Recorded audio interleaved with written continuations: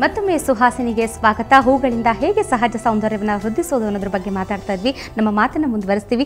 ದೀಪ ಅವರೇ, ನೀವು ಬೇರೆ ಬೇರೆ ಹೂಗಳ ಬಗ್ಗೆ ಹೇಳ್ತಾ ಇದ್ರಿ. ಈಗ ಕಮಲದ ಹೂ ತಗೊಳ್ಳೋದಾದರೆ ಹಬ್ಬ ಕೂಡ ಬಂದಿದೆ. ಕಮಲದ ಹೂ ಹೆಚ್ಚಾಗಿ ಬಳಕೆ ಮಾಡ್ತಾರೆ. ಸೊ ಕಮಲದ ಹೂವಿಂದ ಹೇಗೆ ಮುಖವನ್ನು ಕಮಲಾರವಿಂದ ಮಾಡ್ಕೋಬೋದು ಅಂತ ತುಂಬ ಇಂಟ್ರೆಸ್ಟಿಂಗ್ ಕ್ವಶನ್ ಕೇಳಿದ್ರಿ ಶ್ವೇತಾ.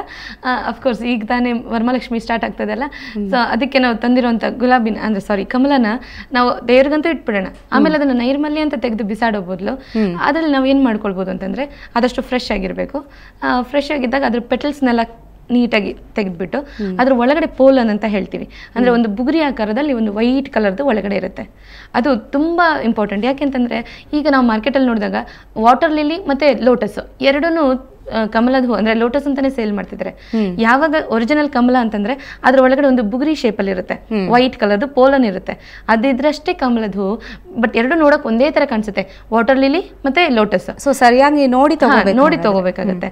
ಲೋಟಸ್ ಯಾವಾಗ್ಲೂ ಸಾಧಾರಣವಾಗಿ ಪಿಂಕ್ ಕಲರ್ ಅಲ್ಲಿ ಇರುತ್ತೆ, ವೈಟ್ ಕಲರ್ ಅಲ್ಲಿ ಲೋಟಸ್ ಇರೋದಿಲ್ಲ ಹೆಚ್ಚಾಗಿ. ಅದು ವಾಟರ್ ಲಿಲಿ ಅಂತ ಹೇಳ್ತೀವಿ. ಅದ್ರಲ್ಲಿ ಮೆಡಿಸಿನಲ್ ಪ್ರಾಪರ್ಟೀಸ್ ಅಷ್ಟೊಂದು ಇರೋದಿಲ್ಲ. ಈವನ್ ದೇವರು ಕೂಡ ಅದೇನು ಶ್ರೇಷ್ಠ ಆಗೋದಿಲ್ಲ. ಓಕೆ, ಲೋಟಸ್ ತಗೊಂಡಿರ್ತೀವಲ್ಲ, ಆ ಲೋಟಸ್ ಒಳಗಡೆ ಇರುವಂತ ಪೋಲನ್ ಅಂತ ಹೇಳ್ತೀವಿ, ವೈಟ್ ಕಲರ್ದು. ಅದು ಹೋಲ್ಸ್ ಇರುತ್ತೆ ಮತ್ತೆ ಅದು ರಿಚ್ ಇನ್ ಕ್ಯಾಲ್ಸಿಯಂ, ತುಂಬಾ ಒಳ್ಳೆ ಕ್ಯಾಲ್ಸಿಯಂ ಇರುತ್ತೆ ಅದ್ರೊಳಗಡೆ. ಸೊ ಆ ಪೋಲನನ್ನ ಗಂಧದ ಕಲ್ಲಲ್ಲಿ ತೆಗೆದ್ಬಿಟ್ಟು ಸ್ವಲ್ಪ ಹಾಲು ಹಾಕೊಂಡು ಗಂಧದ ಕಲ್ಲಲ್ಲಿ ತೆಗಿಬೇಕು. ಅದು ತೆಗೆದಿರೋಂಥದ್ದನ್ನ ಆ ಪಿಗ್ಮೆಂಟೇಷನ್ ಅಂತ ಏನು ಹೇಳ್ತೀವಿ, ಬಂಗು, ಅದ್ರ ಮೇಲೆ ಹಚ್ತಾ ಬಂತು ಅಂದ್ರೆ ವಿತಿನ್ ಅ ವೀಕ್ ನೀವು ಅದರಲ್ಲಿ ಕಲರ್ ಅಂದ್ರೆ ವೈಟ್ ಪಿಗ್ಮೆಂಟ್ ಕಾಣಬಹುದು ಆಯ್ತಾ. ಮತ್ತೆ ಹಾಗೆ ಲೋಟಸ್ ಪೆಟಲ್ನ ಕಿತ್ಬಿಟ್ಟು ನಾವು ತಗೊಂಡಿರುವಂಥ ಲೋಟಸ್ ಪೆಟಲ್ನ ಗ್ರೈಂಡ್ ಮಾಡ್ಬೋದು, ಇಲ್ಲಾಂದ್ರೆ ಕಲ್ಲಲ್ಲಿ ಅದನ್ನ ಫೈನ್ ಪೇಸ್ಟ್ ಆಗಿ ಮಾಡಿಕೊಂಡು ಅದಕ್ಕೆ ಒಂದು ಸ್ವಲ್ಪ ಹಾಲಿನ ಪುಡಿ ಮತ್ತೆ ಒಂಚೂರು ನಾವು ಕುಂಕುಮಾದಿ ತೈಲ ಮಿಕ್ಸ್ ಮಾಡಿಕೊಂಡು ಫೇಸ್ ಪ್ಯಾಕ್ನ ಹಾಕೋಬೇಕು. ಹಾಕಿ 20 ಮಿನಿಟ್ಸ್ ಬಿಟ್ಟು ವಾಶ್ ಮಾಡೋದ್ರಿಂದ ತುಂಬ ಚೆನ್ನಾಗಿ ಫೇಸ್ ಗ್ಲೋ ಆಗುತ್ತೆ. ಹಬ್ಬದೆಲ್ಲ ಸಾಕಾಗಿ ಸುಸ್ತಾಗಿರುತ್ತಲ್ಲ, ಇನ್ಸ್ಟೆಂಟಾಗಿ ಅವರು ರಿಫ್ರೆಶ್ ಕೂಡ ಆಗ್ಬೋದು. ಇದು ಮಾತ್ರ ಅಲ್ಲ, ಹೇರ್ ಕೂಡ ಡ್ರೈ ಆ್ಯಂಡ್ ಡ್ಯಾಮೇಜ್ ಆಗೋಗ್ಬಿಟ್ಟಿರುತ್ತೆ ಅನ್ಕೊಳ್ಳಿ, ಅಥವಾ ಇವಾಗ ಕಲರಿಂಗು ಅದು ಅಂತೆಲ್ಲ ಕೆಮಿಕಲ್ ಪ್ರಾಡಕ್ಟ್ಸ್ನೆಲ್ಲ ಯೂಸ್ ಮಾಡಿ ತುಂಬಾನೇ ಡ್ಯಾಮೇಜ್ ಆಗಿಬಿಟ್ಟಿರುತ್ತೆ. ಸೊ ಆ ಥರ ಡ್ಯಾಮೇಜ್ಡ್ ಹೇರ್ನ ರಿಪೇರಿ ಮಾಡಬೇಕು, ಮನೇಲೆ ಕಂಡೀಷನಿಂಗ್ ಮಾಡ್ಕೋಬೇಕು ಅಂದರೆ ಆ ಲೋಟಸ್ ಪೆಟಲ್ಸ್ನ ನಾವು ತಗೊಂಡು ಮೊಸರಿನ ಜೊತೆ ಗ್ರೈಂಡ್ ಮಾಡಬೇಕು. ಗ್ರೈಂಡ್ ಮಾಡಿ ಅದು ಫೈನ್ ಪೇಸ್ಟ್ ಆಗುತ್ತಲ್ಲ, ಸೆಮಿ ಲಿಕ್ವಿಡ್ ಕನ್ಸಿಸ್ಟೆನ್ಸಿ, ಅದನ್ನ ನೀಟಾಗಿ ಹೇರಿಂದ ರೂಟಿಂದ ಫುಲ್ ಅಪ್ಲೈ ಮಾಡಿ 20 ಮಿನಿಟ್ಸ್ ಬಿಟ್ಟು ವಾಶ್ ಮಾಡ್ಕೋಬೇಕು. ಇದರಿಂದ ಕಂಡೀಷನರ್ ತರ ಹೌದು, ತುಂಬಾ ಒಳ್ಳೆ ಕಂಡೀಷನರ್ ಕೂಡ. ಮತ್ತೆ ಯಾರಿಗೆ ಹೇರ್ ಫಾಲ್ ಅಂದ್ರೆ ಇವಾಗಂತೂ hair fall quite common problem ಆಗ್ಬಿಟ್ಟಿದೆ. ಸೊ ಹೇರ್ ಫಾಲ್ ಯಾತಕ್ಕಂದ್ರೆ ರೂಟ್ ವೀಕ್ ಆದಾಗ ನಾವು ಶಾಂಪೂಗಳನ್ನೆಲ್ಲ ಯೂಸ್ ಮಾಡ್ತೀವಿ, ಎಣ್ಣೆ ಕಡಿಮೆ ಹಾಕ್ತಿವಿ, ಹಾಗಾದಾಗ ರೂಟ್ ತುಂಬಾ ವೀಕ್ ಆಗಿರುತ್ತಲ್ಲ, ಆ ರೂಟ್ನ ಸ್ಟ್ರೆಂಥನಿಂಗ್ ಮಾಡೋದಕ್ಕೆ ಕಮಲದ ಹೂಗಿಂತ ಅದ್ರ ದಂಟು ಅಂತ ಏನ್ ಹೇಳ್ತೀವಿ, ಅದ್ರ ಸ್ಟೆಮ್ ಇರುತ್ತಲ್ಲ, ಅದು ತುಂಬಾ ಒಳ್ಳೇದು. ಅದ್ರ ಸ್ಟೆಮ್ನ ಚಿಕ್ಕದಾಗಿ ಕಟ್ ಮಾಡಿಬಿಟ್ಟು ಮಿಕ್ಸಿಗೆ ಹಾಕಿ ಪೇಸ್ಟ್ ಮಾಡ್ಕೋಬೇಕು. ಬಟ್ ಅದು ಫೈನ್ ಪೇಸ್ಟ್ ಆಗಲ್ಲ. ಸೊ ಅದ್ರ ಜೊತೆಗೆ ನಾವು ದಾಸವಾಳದ ಎಲೆಗಳನ್ನ ಬಳಸ್ಬಿಟ್ಟು ಎರಡು ಈಕ್ವಲ್ ಆಗಿ ಮಿಕ್ಸ್ ಮಾಡಿಬಿಟ್ಟು ಅದನ್ನ ಪೇಸ್ಟ್ ಮಾಡ್ಕೋಬೇಕು. ಆ ಪೇಸ್ಟ್ ನ ರೂಟಿಂದ ಅಪ್ಲೈ ಮಾಡ್ಕೊಂಡು ಒಂದು 20 ಮಿನಿಟ್ಸ್ ಹೇರ್ ಪ್ಯಾಕ್ ನ ಹಾಕಿ ಹಾಗೆ ಬಿಡಬೇಕು. ಬಿಟ್ಟು ಆಮೇಲೆ ವಾಶ್ ಮಾಡ್ಕೊಂಡು ಇದರಿಂದ ಹೇರ್ ಫಾಲ್ ಕಂಟ್ರೋಲ್ ಆಗುತ್ತೆ, ತುಂಬಾ ಬೇಗ ಕಂಟ್ರೋಲ್ ಆಗುತ್ತೆ. ಸೊ ಲೋಟಸ್ ಯಾವ ಸೀಸನ್ ಹೆಚ್ಚು ಸೂಟೇಬಲ್ ಅಂತ ಹೇಳ್ತೀರಿ? ಲೋಟಸ್ ಈಗ ಅಂದ್ರೆ ವಿಂಟರ್ ಸೀಸನ್ಗೆ ತುಂಬಾ ಸೂಟೇಬಲ್. ಯಾಕಂದ್ರೆ ಈಗ ನಮ್ಗೆ ಅಂದ್ರೆ ಸ್ಕಿನ್ ಶ್ರಿಂಕ್ ಆಗ್ತಾ ಬರುತ್ತೆ, ಹೇರ್ ಫಾಲ್ ಜಾಸ್ತಿ ಆಗ್ತಾ ಇರುತ್ತೆ, ಡ್ರೈ ಆಗ್ತಾ ಇರುತ್ತೆ ಸ್ಕಿನ್. ಹಾಗಾಗಿ ಲೋಟಸ್ ಸ್ಕಿನ್ಗಾಗ್ಲಿ ಹೇರ್ಗಾಗ್ಲಿ ತುಂಬಾ ಸೂಟೇಬಲ್ ಇನ್ ವಿಂಟರ್. ಓಕೆ, ಇನ್ನು ದಾಸವಾಳದ ಬಗ್ಗೆ ಹೇಳ್ತಾ ಇದ್ರಿ. ದಾಸವಾಳ ಹೆಚ್ಚಾಗಿ ಗೊತ್ತಿರುತ್ತೆ ಸಾಮಾನ್ಯವಾಗಿ, ಅಂದ್ರೆ ತಲೆ ಕೂದಲಿಗೂ ಕೂಡ ಹೆಚ್ಚು ಅಪ್ಲೈ ಮಾಡೋದು. ಸೊ ಅದರಿಂದ ಏನೆಲ್ಲ ಉಪಯೋಗಗಳಿದೆ? ತುಂಬಾ ಉಪಯೋಗ ಇದೆ ದಾಸವಾಳದಿಂದ. ಅದ್ರದ್ದು ಎಲೆ ಕೂಡ ತುಂಬಾ ಒಳ್ಳೇದು ಮತ್ತೆ ಹೂವು ಕೂಡ ಒಳ್ಳೇದು. ಬಟ್ ಜನರಿಗೆ ಕಾಮನ್ ಆಗಿ ಏನಾಗುತ್ತೆ ಅಂತಂದ್ರೆ ಯಾವ ಕಲರ್ ದಾಸವಾಳ ಯೂಸ್ ಮಾಡಬೇಕು ಏನು ಅಂತ ಅನ್ನೋದೇ ತುಂಬಾ ದೊಡ್ಡ ಕ್ವಶನ್ ಮಾರ್ಕ್ ಆಗಿರುತ್ತೆ, ಕನ್ಫ್ಯೂಷನ್ ಇರುತ್ತೆ. ಸೊ ಇದರಲ್ಲಿ ಏನ್ ಹೇಳ್ತೀವಿ ಅಂತಂದ್ರೆ ಆದಷ್ಟು ವೈಟ್ ದಾಸವಾಳ ಇರುತ್ತಲ್ಲ, ಪ್ಯೂರ್ ವೈಟ್ ದಾಸವಾಳ, ಅದು ತುಂಬಾ ಶ್ರೇಷ್ಠ. ಬಟ್ ಹಾಗೆ ಅಂತ ವೈಟ್ ಹುಡ್ಕೊಂಡು ಹೋಗೋ ನೆಸೆಸರಿ ಏನಿಲ್ಲ.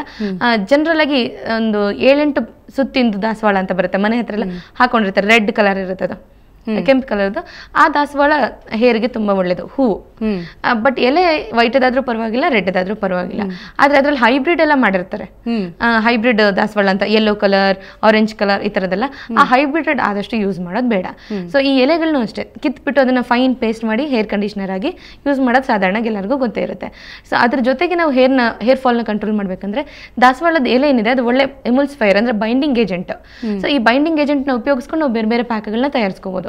ಈ ದಾಸವಾಳದ ಎಲೆನೇ ತಗೊಂಡು ಅದ್ರ ಜೊತೆಗೆ ನಾವು ನುಗ್ಗೆ ಸೊಪ್ಪನ್ನ ಈಕ್ವಲ್ ಆಗಿ ಬೆರೆಸಿ ಪೇಸ್ಟ್ ಮಾಡಿ ತಲೆಗೆ ಹಚ್ತಾ ಬಂದ್ರೆ, ಅಂದ್ರೆ ಕೂದಲಿಗೆ ನೀಟಾಗಿ ಅಪ್ಲೈ ಮಾಡಿದ್ರೆ ತುಂಬಾ ಬೇಗ ಹೇರ್ ಫಾಲ್ ಕಂಟ್ರೋಲ್ ಆಗುತ್ತೆ. ದಾಸವಾಳ ಅಂದ್ರೆ ಕೂದಲಿಗೆ ಹೆಚ್ಚೋದು ಗೊತ್ತಾದ್ರೆ ಫೇಸ್ ಪ್ಯಾಕ್ ಆಗು ಯೂಸ್ ಮಾಡಬಹುದು. ಹೌದು, ಖಂಡಿತ. ಸ್ಮೂತ್ನರ್ ಇದು, ತುಂಬಾ ಒಳ್ಳೆ ಸ್ಮೂತ್ನರ್. ಯಾರಿಗೆ ಬ್ಲಾಕ್ ಹೆಡ್ ವೈಟ್ ಹೆಡ್ಸ್ ಎಲ್ಲ ಇರುತ್ತೆ ಆ ತರದವರು ಈ ದಾಸವಾಳದ ಹೂನ ತಗೊಂಡು ಅದನ್ನ ಫೇಸ್ ಪ್ಯಾಕ್ ಆಗಿ ಹಚ್ಕೊಳ್ಬಹುದು, ಫೈನ್ ಪೇಸ್ಟ್ ಮಾಡಿ. ಇಲ್ಲ ಅಂತಂದ್ರೆ ನೀವು ಯಾವುದೇ ಫೇಸ್ ಪ್ಯಾಕ್ಗಳ ಜೊತೆ ಈ ಪೇಸ್ಟ್ ಒಂಚೂರು ಹಾಕೊಳ್ಬಹುದು, ದಾಸವಾಳದ ಹೂವಿನ ಫೇಸ್ ಪ್ಯಾಕ್. ಮತ್ತೆ ಈ ದಾಸವಾಳದ ಹೂ ಹಿಂದ್ಗಡೆ ಅಂದ್ರೆ ಅದು ನಾವೇನ್ ಹೇಳ್ತೀವಿ ಹನಿ ಅಂದ್ರೆ ಸ್ವೀಟ್ ಅಂಶ ಇರುತ್ತಲ್ಲ, ಅದು ನಮ್ಮ ಸ್ಕಿನ್ ತುಂಬಾ ಒಳ್ಳೆ ಮಾಯಿಶ್ಚರೈಸರ್ ಆಗಿ ಕೆಲಸ ಮಾಡುತ್ತೆ. ಸೊ ಇದ್ರ ಪೋಲನ್ಸ್ ಇರುತ್ತಲ್ಲ ಮೇಲ್ಗಡೆ ಇರುವಂತ ಪೋಲನ್ಸ್, ಅದು ಅಷ್ಟೇ ನಮ್ಮ ಸ್ಕಿನ್ಗೆ ಪೆನಿಟ್ರೇಷನ್ ತುಂಬಾ ಚೆನ್ನಾಗುತ್ತೆ. ಸೊ ಇದು ಕೂಡ ಸೇಮ್ ಆಸ್ ಯೂಶುವಲ್ ಹೇಗೆ ಗುಲಾಬಿದ್ ಮಾಡ್ತೀವಿ ಅದೇ ರೀತಿ ದಳಗಳನ್ನ ತೆಗೆದುಕೊಂಡು ಅದೇ ರೀತಿ ಮಾಡೋದು. ಅದ್ರಲ್ಲಿ ಹಾಲು ಹಾಕಿರ್ತೀವಿ, ಗುಲಾಬಿ ಜೊತೆ ಹಾಲು ಹಾಕಿರ್ತೀವಿ, ಬಟ್ ಇದ್ರ ಜೊತೆ ನೀರಲ್ಲಿ ಅದನ್ನ ರುಬ್ಕೊಂಡ್ರು ತುಂಬಾ ಚೆನ್ನಾಗುತ್ತೆ. ಸೊ ಇದು ಯಾವ ಒಂದು ಸೀಸನ್ಗೆ ಸೂಟೇಬಲ್ ಅಂತ ಹೇಳ್ತೀವಿ? ದಾಸವಾಳ ಇದೆಲ್ಲ ಇದು ಜನರಲ್ ಆಗಿ ಎಲ್ಲಾ ಸೀಸನ್ಗೂ ತುಂಬಾ ಚೆನ್ನಾಗಿ ಸೂಟ್ ಆಗುತ್ತೆ. ಎಸ್ಪೆಷಲಿ ರ್ಯಾಶಸ್ ಎಲ್ಲ ಇರುವಾಗ, ಅಂದ್ರೆ ಈಗ ಚಳಿಗಾಲದಿಂದ ಮಳೆಗಾಲಕ್ಕೆ ಶಿಫ್ಟ್ ಆಗ್ತಾ ಇರುತ್ತಲ್ಲ, ಆ ತರ ಟೈಮಲ್ಲಿ ತುಂಬಾ ಚೆನ್ನಾಗಿ ಸೂಟ್ ಆಗುತ್ತೆ. ಇದು ಮಾತ್ರ ಅಲ್ಲ, ಇದು ಇಂಟರ್ನಲ್ಲಿ ತುಂಬಾ ಒಳ್ಳೇದು, ಹೂನ ಸೇವಿಸೋದು. ದಾಸವಾಳದ ಹೂ ಇದೆಯಲ್ಲ, ಎಸ್ಪೆಷಲಿ ಬಿಳಿ ದಾಸವಾಳ ಇದೆಯಲ್ಲ, ಇದು ಬಿಳಿ ಮುಟ್ಟನ್ನ ನಿಲ್ಲಿಸುತ್ತೆ. ನಮ್ಮ ಆಯುರ್ವೇದದಲ್ಲಿ ತುಂಬಾ ಲೇಹಗಳಲ್ಲಿ ಅದನ್ನೆಲ್ಲ ತುಂಬಾ ಯೂಸ್ ಬಳಕೆ ಮಾಡ್ತಾರೆ, ಹೂನ ತುಂಬಾ ಯೂಸ್. ಬಟ್ ಮನೇಲೆ ಬಳಕೆ ಮಾಡ್ಬೇಕು ಅಂದ್ರೆ ಹೇಗೆ ತಗೋಬಹುದು? ಜಸ್ಟ್ ಆ ಪೆಟಲ್ಸ್ ನ ಅಂದ್ರೆ ಹೂವಿನ ದಳಗಳನ್ನ, ಬಿಳಿ ದಾಸವಾಳ ಬಿಳಿ ದಾಸವಾಳದ ಎಲೆಗಳನ್ನ ಅಂದ್ರೆ ದಳಗಳೇನಿದೆ ಹೂವಿನ ದಳಗಳನ್ನ, ಅದನ್ನ ಬರೀ ಹೊಟ್ಟೆಗೆ ತಿಂತ ಬಂದ್ರೆ ಸಾಕು, ತುಂಬಾ ಬೇಗ ಅದು ಪ್ರಾಬ್ಲಮ್ ಕಡಿಮೆ. ಡೈಲಿ ಬೆಳಿಗ್ಗೆ ಬರೀ ಹೊಟ್ಟೆಗೆ ತಿಂತ ಬಂದ್ರೆ 2-3 ದಿವಸ ಮಾಡಿದ್ರೆ ಬಿಳಿ ಮುಟ್ಟಿನ ಸಮಸ್ಯೆ ಕಡಿಮೆ ಆಗುತ್ತೆ ಅಂತ ಹೇಳ್ತಾರೆ. ಇನ್ನು ಚೆಂಡು ಹೂ ಕೂಡ ನೋಡೋಕ್ಕೂ ಅಷ್ಟೇ ಸುಂದರ, ಅದರಿಂದ ಏನೆಲ್ಲ ಉಪಯೋಗಗಳಿದೆ?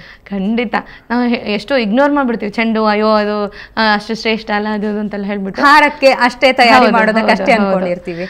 ಸೊ ಯಾವ್ದು ಹೂ ಸಿಗ್ತಾ ಇದ್ದಾಗ ಚೆಂಡು ಹೂ ಬಳಕೆ ಮಾಡೋದು ಪ್ರತೀತಿ ಇದೆ. ಸೊ ಇದು ಏನಂತ ಹೇಳ್ತೀವಿ ಅಂತಂದ್ರೆ, ಚೆಂಡು ಹೂನ ಈಗ ನಮ್ಮ ಇಂಡಿಯಾಗಿಂತ ಹೆಚ್ಚಾಗಿ ಆಸ್ಟ್ರೇಲಿಯಾದಲ್ಲಿ ತುಂಬಾ ಯೂಸ್ ಮಾಡ್ತಾ ಇದ್ದಾರೆ. ಯಾಕೆಂದ್ರೆ ಆಸ್ಟ್ರೇಲಿಯಾದಲ್ಲಿ ಸನ್ ಬರ್ನ್ ಆಗುವಂತ ಚಾನ್ಸಸ್ ತುಂಬಾ ಜಾಸ್ತಿ. ಸೊ ಇಂಡಿಯಾದಿಂದ ಎಕ್ಸ್ಪೋರ್ಟ್ ಮಾಡ್ತಾ ಇದೀವಿ ನಾವು ಚೆಂಡು ಹೂನ. ಯಾತಕ್ಕೆ ಅಂತಂದ್ರೆ ಸನ್ ಬ್ಲಾಕ್ಗಳನ್ನ ತಯಾರಿಸೋದಕ್ಕೆ. ಇದರಲ್ಲಿ SPF 90 ತನಕ ಇರುತ್ತೆ, ಸನ್ ಪ್ರೊಟೆಕ್ಟಿವ್ ಫ್ಯಾಕ್ಟರ್ ಅಂತ ಏನ್ ಹೇಳ್ತೀವಿ, ಅದು 90 ವರೆಗೂ ಇರುತ್ತೆ. ಸೊ ಹಾಗಾಗಿ ಅದನ್ನ ನಾವು ಸಮ್ಮರ್ ಅಲ್ಲಿ ತುಂಬಾ ಚೆನ್ನಾಗಿ ಯೂಸ್ ಮಾಡ್ಕೊಳ್ಬಹುದು. ಸನ್ ಬ್ಲಾಕ್ ಅಂದ್ರೆ ಸನ್ ಬರ್ನ್ ಯಾರಿಗಾಗಿರುತ್ತೆ, ಬಿಸಿಲಿಂದ ಕಪ್ಪಗಾಗ್ಬಿಟ್ಟಿರ್ತಾರೆ, ಆಮೇಲೆ ಈಗ ಕೈಯೆಲ್ಲ ತುಂಬಾ ಟ್ಯಾನ್ ಆಗಿರುತ್ತೆ, 2 ವೀಲರ್ ಎಲ್ಲ ಓಡಿಸೋಂಥವ್ರಿಗೆ ಫೇಸ್ ತುಂಬಾ ಬೆಳ್ಳಗಿರುತ್ತೆ, ಕೈ ಮಾತ್ರ ಕಪ್ಪಗಾಗಿರುತ್ತೆ. ಸೊ ಈ ತರದ ಸಂದರ್ಭದಲ್ಲಿ ನಾವೇನ್ ಮಾಡ್ಬೋದು, ಆರೆಂಜ್ ಕಲರ್ ಇರುವಂತದ್ದು, ಅಂದ್ರೆ ಅದ್ರಲ್ಲಿ ಬೇರೆ ತರ ಸಿಗುತ್ತೆ, ಅಯ್ಯಪ್ಪ ಚೆಂಡು ಹೂ ಅದು ಅಂತೆಲ್ಲ, ಬಟ್ ಆರೆಂಜ್ ಕಲರ್ ಇರುವಂತ ದೊಡ್ಡದಾಗಿ ಹೆಲ್ದಿ ಆಗಿರುವಂತ ಚೆಂಡು ಹೂವನ್ನ ಪೆಟಲ್ಸ್ ನ ತೆಗೆದ್ಬಿಟ್ಟು ಅದಕ್ಕೆ ಒಂದ್ ಸ್ವಲ್ಪ ಆಲಿವ್ ಆಯಿಲ್ ಹಾಕಿ ಒಂಚೂರು ಹಾಲು ಅಥವಾ ನೀರು ಎರಡು ಜೊತೆನೂ ಮಿಕ್ಸ್ ಮಾಡಿ ಬ್ಲೆಂಡ್ ಮಾಡ್ಕೊಂಡ್ಬಿಡೋದು. ಇದು ಒಂದು ಒಳ್ಳೆ cream, golden colour cream ready ಆಗುತ್ತೆ. ಈ ರೆಡಿ ಆಗಿರುವಂತದನ್ನ ಕಂಪ್ಲೀಟ್ ಬಾಡಿ ಪ್ಯಾಕ್ ಆಗಿ ಕನ್ವರ್ಟ್ ಮಾಡ್ಕೋಬಹುದು, ಇಲ್ಲ ಫೇಸ್ ಪ್ಯಾಕ್ ಆಗು ಮಾಡ್ಕೊಳ್ಬಹುದು. ಇದನ್ನ ಹಚ್ಕೊಂಡು ಒಂದು 20 ನಿಮಿಷ ಬಿಟ್ಟು ಫೇಸ್ ವಾಶ್ ಮಾಡಿ ನೋಡಿದ್ರೆ ಇಮಿಡಿಯೇಟ್ ಆಗಿ ನಮಗೆ ಟ್ಯಾನ್ ಕಡಿಮೆ ಆಗೋದು ಗೊತ್ತಾಗುತ್ತೆ. ಓಕೆ, ಮತ್ತಷ್ಟು ನಿಮ್ಮ ಜೊತೆ ಮಾತಾಡ್ತೀನಿ. ಇನ್ನಷ್ಟು ಹೂಗಳ ಬಳಕೆ ಹಾಗೂ ಹೂಗಳಿಂದ ಹೇಗೆ ಟ್ರೀಟ್ಮೆಂಟ್ ಅನ್ನ ಕೊಡ್ಬೋದು ಇದ್ರ ಬಗ್ಗೆ ಮತ್ತಷ್ಟು ಮಾತಾಡ್ತೀವಿ ಸಣ್ಣ ಬ್ರೇಕ್ ನಂತರ.